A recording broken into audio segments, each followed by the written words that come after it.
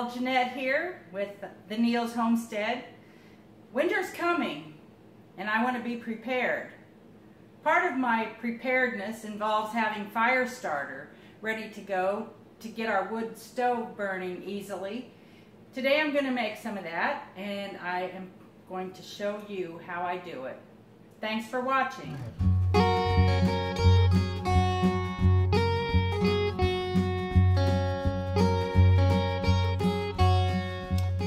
I've got these 2 candles that I picked up at a garage sale for 25 cents each that I'm going to use to make my fire starter. I've also got an older candle over here warming up in a pot of water. I'm trying to melt it down so that I can pour it out of that jar.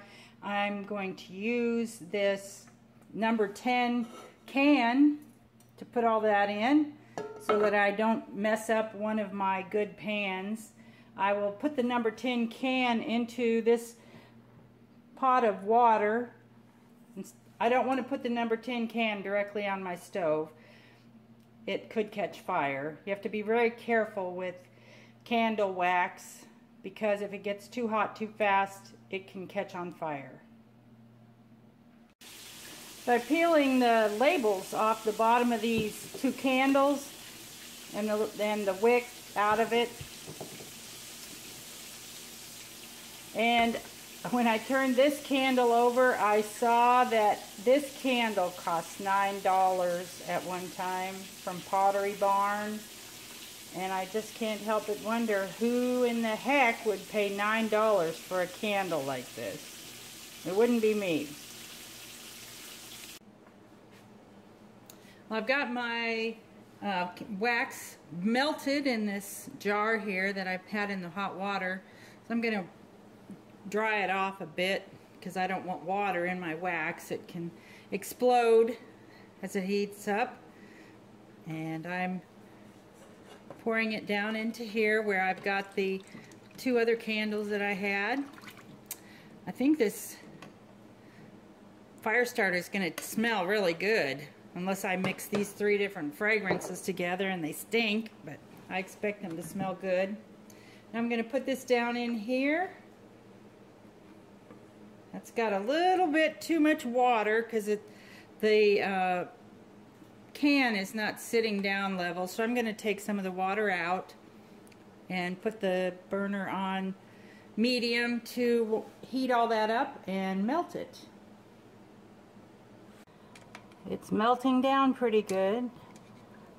I wish we had smell-o-vision because I'd like for you to, it smells good. And that red candle is a cinnamon, and that's what's coming through the strongest.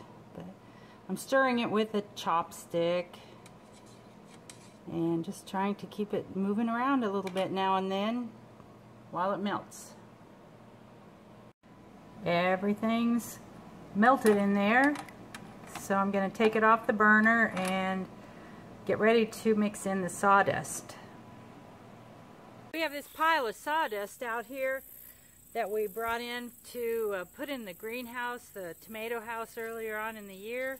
And so now I'm going to take some of it to make my fire starter.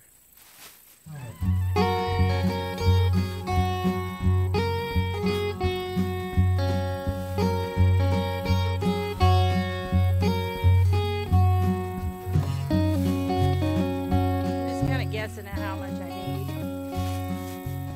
I want to make a winter's worth of starter, so I want quite a bit.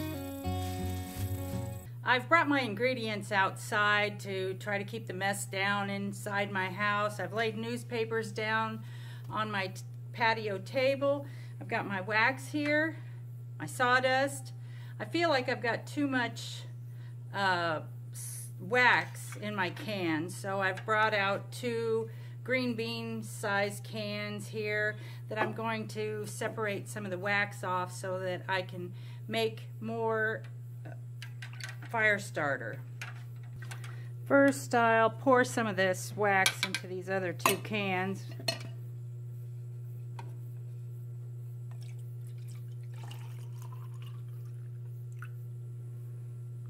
think I'll go with that amount. Need to get rid of this pan of water now because the can floats on it since it's not as full. And using my chopstick, I'm going to pour in and stir in the sawdust. The wax burns well with the fire. When you want it to start, it burns for a while, but it also acts as a binder for the sawdust to hold it all together.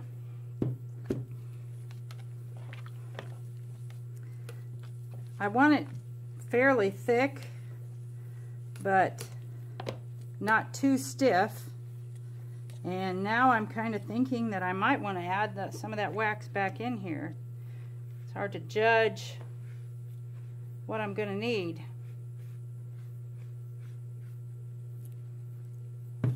Maybe the sawdust acts rather like powdered sugar and shrinks down when you get it wet.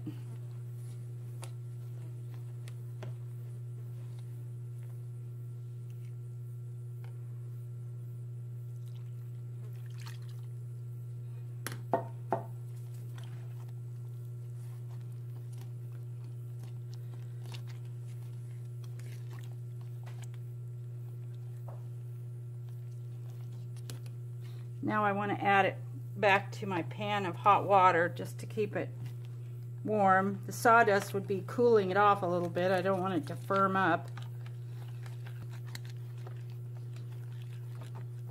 And add some more sawdust. Hope that's trying to get the melted wax from the bottom up to the top.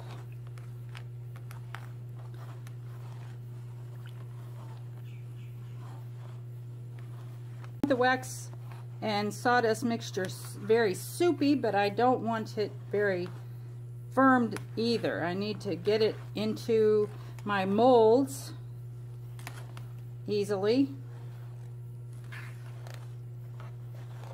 and I want to get as many fire starter pieces as I can out of this. Okay, feel like I'm about there. So I'm going to set up my mold for the wax. Well, I've got egg flats laid out here because I have egg flats, and I think they work really well. If you don't have egg flats, you can just use egg cartons. They work just as well. This is a little more efficient because I have a dozen and 2.5 dozen, I guess, here per sheet of flat, and so I think it'll be easy for me to get them pressed full of the wax. So what I'm doing is just putting it in here. It's plenty warm, and pressing it down.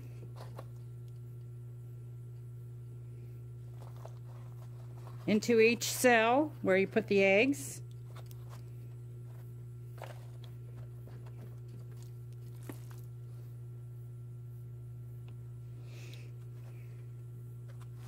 It's a little bit crumbly, but I believe that it will hold the shape.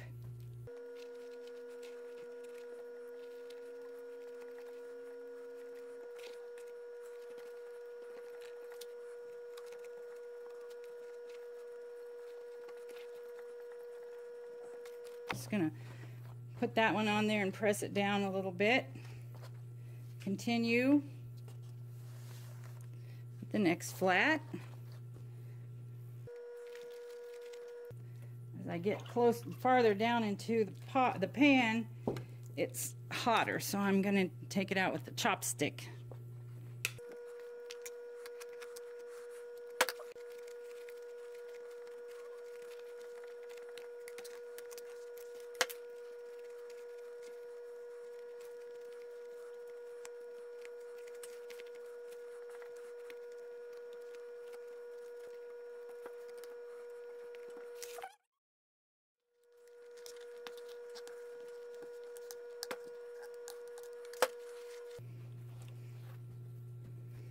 I think I'm going to use all of this in this last one, it looks like. Now that I have it filled up and pressed down, I will let them cool. Then I'll cut them apart and we'll give it a try to see how they burn. Well, I have a nice pile of fire starters here. I think I probably won't even need all these for our own house. I could save them till next year, but I expect I'll probably share them with somebody, maybe one of my sons. So I'm happy with that. Now we'll see how it works for starting a fire. It's a warm day today, so I don't want to start a fire in my house, but I'm going to start one in our little clay fire pit so that I can demonstrate to you how the fire starter works.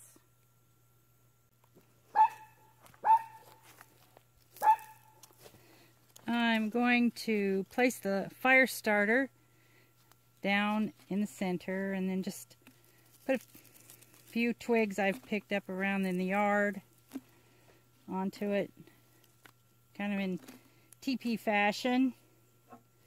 And then I'm getting a match that I hope will light. That one didn't light, broke. Okay, then see if I can keep it lit. Going down and starting the paper on fire.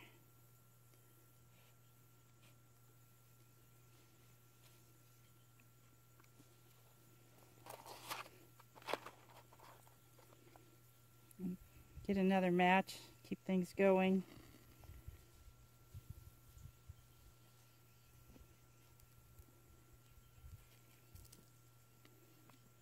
Okay.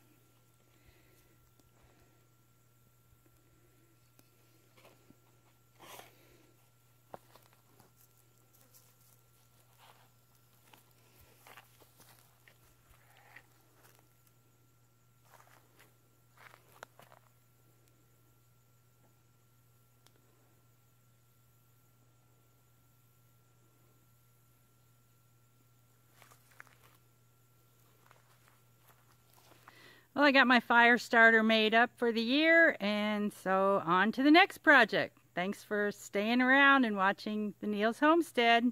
See you next time.